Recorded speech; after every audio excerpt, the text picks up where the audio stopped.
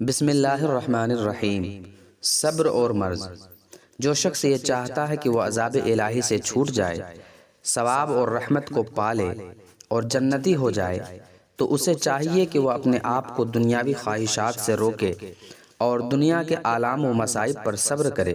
چنانچہ اللہ پاک کا فرمان ہے، واللہ یحب الصابرین، اللہ صبر کرنے والوں کو محبوب رکھتا ہے۔ صبر کی کئی قسمیں ہیں۔ اللہ کی اطاعت پر صبر کرنا، حرام چیزوں سے رک جانا، تکالیف پر صبر کرنا اور پہلے صدمہ پر صبر کرنا وغیرہ وغیرہ۔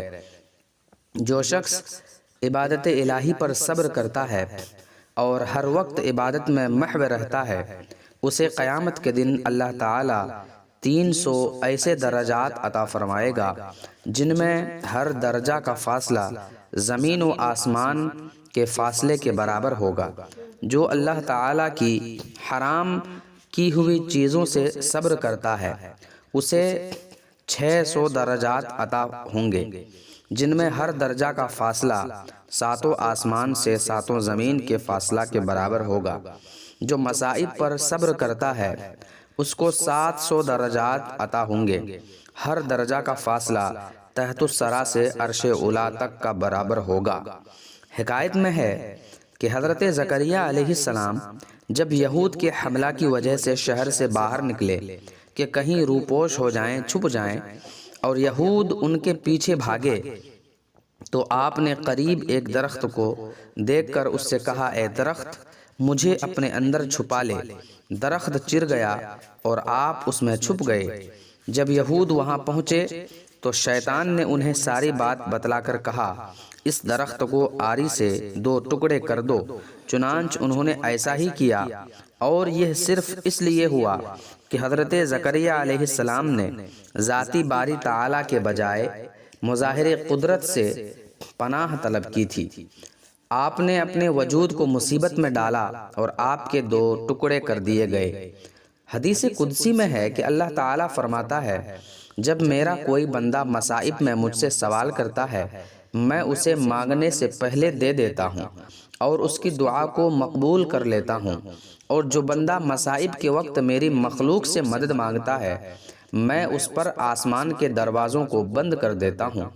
حضرت زکریہ کو اف کہنے کی بھی ممانعت۔ کہتے ہیں کہ جب آڑی سے حضرت زکریہ علیہ السلام کے دماغ کو چیرا گیا، آپ نے آہ کی۔ اللہ پاک کا ارشاد ہوا، اے زکریہ، مصائب پر پہلے صبر کیوں نہیں کیا جو اب فریاد کرتے ہو؟ اور دوبارہ آہ منہ سے نکالی تو دفتر صابرین میں سے تمہارا نام کٹ جائے گا۔ تب حضرت زکریہ علیہ السلام نے اپنے ہونٹوں کو بند کر لیا، چر کر 2 ٹکڑے ہو گئے، مگر پھر بھی اف تک نہ کی۔ اس لیے ہر عقل مند کے لیے ضروری ہے کہ وہ مصائب پر صبر کرے اور حرف شکوہ زبان پر نہ لائے، تاکہ دنیا اور آخرت کے عذاب سے نجات حاصل کر لے، کیونکہ اس دنیا میں مصائب انبیاء علیہم السلام اور اولیاء اللہ پر ہی زیادہ وارد ہوتے ہیں۔ صوفیہ کی نظر میں مصائب کی کیا حقیقت ہے تو سماعت کیجئے۔ حضرت جنید بغدادی رضی اللہ تعالی عنہ کا قول ہے کہ مصائب عارفین کا چراغ، مریدین کی بیداری، مومن کی اصلاح اور غافلوں کے لیے ہلاکت ہے۔ مومن مصائب پر صبر کیے بغیر ایمان کی حلاوت کو نہیں پا سکتا۔ حدیث شریف میں ہے کہ جو شخص رات بھر بیمار رہا اور صبر کر کے اللہ تعالیٰ کی رضا کا طالب ہوا، تو وہ شخص گناہوں سے ایسے پاک ہو جائے گا جیسے اپنی پیدائش کے وقت تھا۔ اس لیے جب تم بیمار ہو جاؤ تو عافیت کی تمنا نہ کرو۔ حضرت ضحاک کہتے ہیں کہ جو شخص 40 راتوں میں ایک رات میں بھی گرفتار رنج و علم نہ ہوا، اللہ تعالیٰ کے یہاں اس کے لیے کوئی خیر اور بھلائی نہیں۔ حضرت معاذ بن جبل رضی اللہ تعالی عنہ سے مروی ہے کہ جب بندہ مومن کسی بیماری میں مبتلا ہوتا ہے تو اس کے بائیں شانے والے فرشتہ سے کہا جاتا ہے کہ اس کے گناہوں کو لکھنا بند کر دو۔ دائیں شانے والے سے کہا جاتا ہے کہ اس کے نامہ اعمال میں وہ بہترین نیکیاں لکھو جو اس سے سرزد ہوئی ہے۔ حدیث شریف میں ہے کہ جب کوئی بندہ بیمار ہو جاتا ہے تو اللہ تبارک و تعالی اس کی طرف سے 2 فرشتے بھیجتا ہے کہ جا کر دیکھو کہ میرا بندہ کیا کہتا ہے۔ اگر بیمار بندہ کہتا ہے الحمدللہ تو فرشتے اللہ تعالیٰ کی بارگاہ میں جا کر اس کا قول عرض کر دیتے ہیں۔ ارشاد الہی ہوتا ہے اگر میں نے اپنے بندے کو اس بیماری میں موت دی تو اسے جنت میں داخل کروں گا، اور اگر صحت عطا کی تو اسے پہلے سے بہتر پرورش کرنے والا گوشت اور خون دوں گا اور اس کے گناہوں کو معاف کر دوں گا۔ آئیے میں آپ کو عبرت انگیز ایک حکایت سناتا ہوں۔ بنی اسرائیل میں ایک نہایت ہی فاسق و فاجر انسان تھا جو اپنی بدکرداریوں سے کبھی باز نہ آتا تھا۔ اہل شہر جب اس کی بدکاریوں سے عاجز آ گئے تو اللہ تعالیٰ سے اس کے شر سے محفوظ رہنے کی دعا مانگنے لگے۔ اللہ تعالیٰ نے حضرت موسیٰ علیہ السلام کی طرف وحی کی کہ بنی اسرائیل کے فلاں شہر میں ایک بدکار نوجوان رہتا ہے، اسے شہر سے نکال دیجئے تاکہ اس کی بدکاریوں کی وجہ سے سارے شہر پر آگ نہ برسے۔ حضرت موسیٰ علیہ السلام وہاں تشریف لے گئے اور اسے اس کی بستی سے نکال دیا۔ وہ قریب ہی دوسری بستی میں چلا گیا۔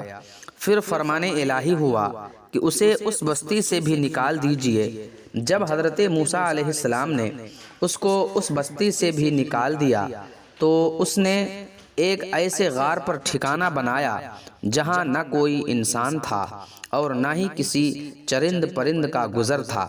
قرب و جوار میں نہ کہیں آبادی تھی اور نہ ہی دور دور تک سبزے کا کوئی پتہ تھا۔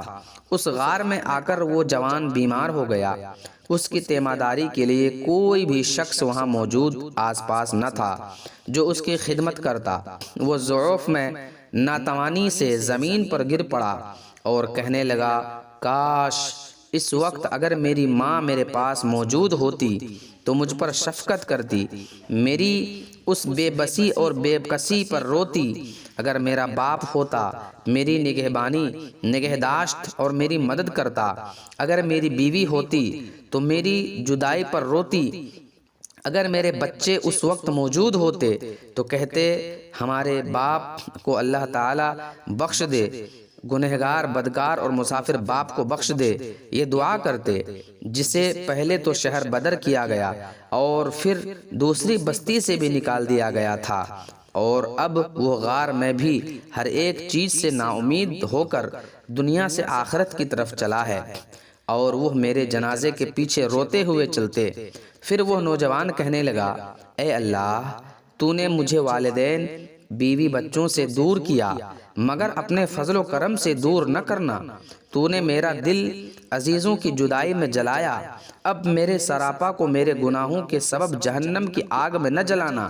اسی دم اللہ تعالیٰ نے ایک فرشتہ اس کے باپ کے ہم شکل بنا کر، ایک حور کو اس کی ماں اور ایک حور کو اس کی بیوی کی ہم شکل بنا کر، غلمان جنت کو اس کے بچوں کے روپ میں بھیج دیا۔ یہ سب اس کے قریب آ کر بیٹھ گئے اور اس کی شدت تکلیف پر تأسف یعنی افسوس اور آہ وزاری کرنے لگے۔ نوجوان انہیں دیکھ کر بہت خوش ہوا اور اسی مسرت میں اس کا انتقال ہو گیا۔ تب اللہ تبارک و تعالی نے حضرت موسیٰ علیہ السلام کی طرف وحی کی کہ فلاں غار کی طرف جاؤ، وہاں ہمارا ایک دوست مر گیا ہے، تم اس کی تکفین اور تدفین کا انتظام کرو۔ حکم الہی کی بموجب حضرت موسیٰ علیہ السلام جب غار میں پہنچے تو انہوں نے وہاں اسی جوان کو مرا ہوا پایا جس کو انہوں نے پہلے شہر اور پھر بستی سے نکال دیا تھا۔ اس کے گرد حوریں تعزیت کرنے والوں کی طرح بیٹھی ہوئی تھیں۔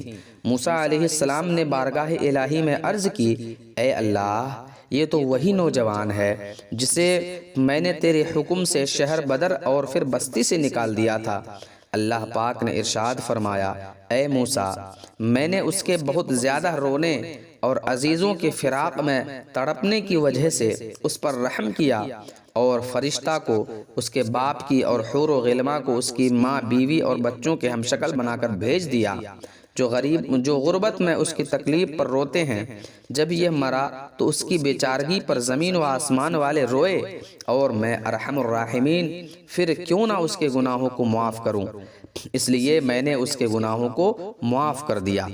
جب مسافر مسافرت میں انتقال کرتا ہے، جب کسی مسافر پر نزا کا عالم طاری ہوتا ہے تو اللہ تعالیٰ فرشتوں سے فرماتا ہے کہ یہ بیچارہ مسافر ہے، اپنے اہل و عیال اور والدین وغیرہ کو چھوڑ چکا ہے، جب یہ مرے گا تو اس پر کوئی تاسف یعنی افسوس کرنے والا بھی نہ ہوگا۔ تب اللہ تعالیٰ فرشتوں کو اس کے والدین، اولاد اور خیش و اقارب کی شکل میں بھیجتا ہے۔ جب وہ انہیں اپنے قریب دیکھتا ہے تو ان کو اپنے خیش و اقارب سمجھ کر حد درجہ مسرور ہوتا ہے، اور اسی مسرت میں اس کی روح پرواز کرتی ہے۔ پھر وہ فرشتے پریشان حال ہو کر اس کے جنازہ کے پیچھے پیچھے چلتے ہیں اور قیامت تک اس کی مغفرت کی دعا کرتے رہتے ہیں۔ اللہ پاک فرماتا ہے، اللہ لطیف بعبادہ، اللہ اپنے بندوں پر بڑا مہربان ہے۔ ابن عطا رحمۃ اللہ تعالی علیہ کہتے ہیں کہ انسان کا صدق و کذب اس کی مصیبت اور شادمانی کے وقت ظاہر ہوتا ہے۔ جو شخص شادمانی اور خوشحالی میں تو اللہ تعالیٰ کا شکریہ ادا کرتا ہے، مگر مصائب میں فریاد و فغاں آہ و فغاں کرتا ہے، وہ جھوٹا ہے۔ اگر کسی کو دو عالم کا علم عطا کر دیا جائے، پھر اس پر مصائب کی یلغار ہو اور وہ شکوہ شکایت کرنے لگے، تو اسے اس کا یہ علم و عمل کوئی فائدہ نہیں دے گا۔ حدیث قدسی ہے کہ اللہ پاک ارشاد فرماتا ہے، جو میری قضا پر راضی نہیں، میری عطا پر شکر نہیں کرتا، وہ میرے سوا کوئی اور رب تلاش کرے۔ آئیے میں آپ کو ایک چھوٹی سی حکایت سناتا ہوں۔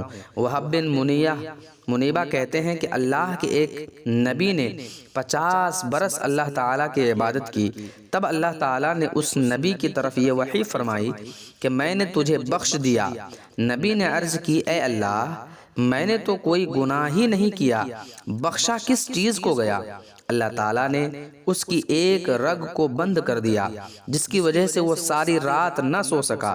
صبح کو جب اس کے پاس فرشتہ آیا تو انہوں نے رگ بند ہو جانے کی شکایت کی۔ تب فرشتہ بولا، اللہ تعالیٰ فرماتا ہے کہ تیری 50 برس کی عبادت سے تیری یہ ایک شکایت افزوں یعنی اس عبادت پر نازاں تھا، اب اللہ تعالیٰ اس کے عوض میں یہ بخش دے گا۔ لہٰذا میرے دوستوں اور بزرگوں، مصائب پر صبر کرنا، تکلیفوں پر صبر کرنا، مصیبتوں میں صبر کرنا بہت بڑی نجات کا ذریعہ ہے۔ اللہ تعالیٰ سے دعا ہے کہ اللہ تعالیٰ مصائب و آلام میں ہم سب کو صبر اور شکر کرنے کی توفیق بخشے۔